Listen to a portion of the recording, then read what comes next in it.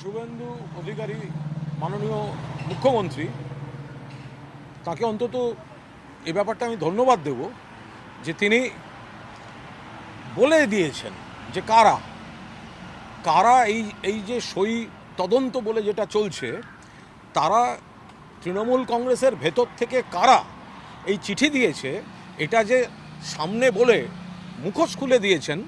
আমি শুভেন্দু অধিকারী মাননীয় মুখ্যমন্ত্রীকে অন্তত এই ব্যাপারে আমি তাকে ধন্যবাদ জানাবো। আমরা এটুকু বলি যে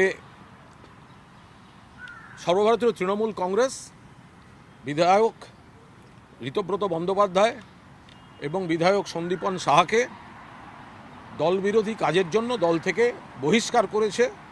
দলের সিদ্ধান্তের কথা বিধানসভায় স্পিকারকে জানিয়ে দেওয়া হয়েছে।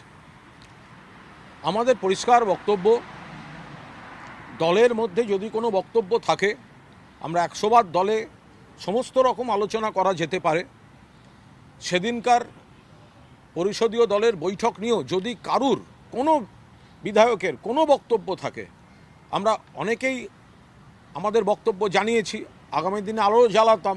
যদি তাদের মনে হয়ে থাকে কোনো একটা অভিযোগ থাকে, মনে হয়ে থাকে, তো তাহলে তো সেটা তো দলকে জানাবেন। 1 মাস হয়নি, রেজাল্ট বেরোয়নি, 1 মাস হয়নি আমরা বিধায়ক হয়েছি।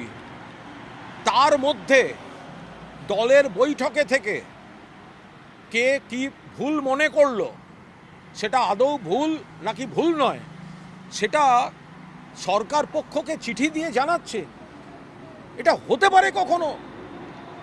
এরা কেউ নির্দল জেতেনি, এরা জিতেছে তৃণমূল কংগ্রেসের প্রতীকে, মমতা বন্দ্যোপাধ্যায়ের মুখ ব্যবহার করে, মমতা বন্দ্যোপাধ্যায়ের সঙ্গে ছবি দিয়ে।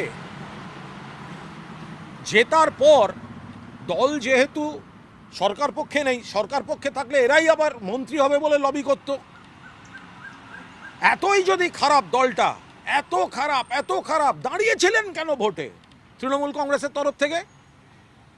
খুব খারাপ দল। আপনাদের মনে হয় এটা খারাপ, ওটা খারাপ, সেটা খারাপ, দাঁড়িয়েছিলেন কেন তখন মমতা ব্যানার্জি জিন্দাবাদ বলে?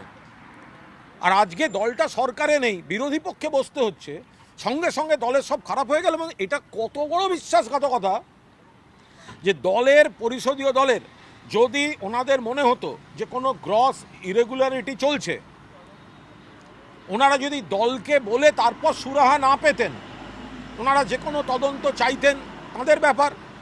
কিন্তু দলকে বলার বদলে প্রথমেই সরকার পক্ষের কাছে ভালো সাজতে যাওয়া, যে দল জেতালো, যে দল বিধানসভায় পাঠালো, যে নেত্রীর দেওয়া টিকিট নিয়ে জিতলেন, যে ভোটাররা, মমতা বন্দ্যোপাধ্যায়ের ভোটাররা আপনাকে ভোট দিয়েছে বলে আপনি বিধানসভায় এসছেন, আমরা বিধানসভায় এসছি, প্রথম দিনের মিটিংয়ের পর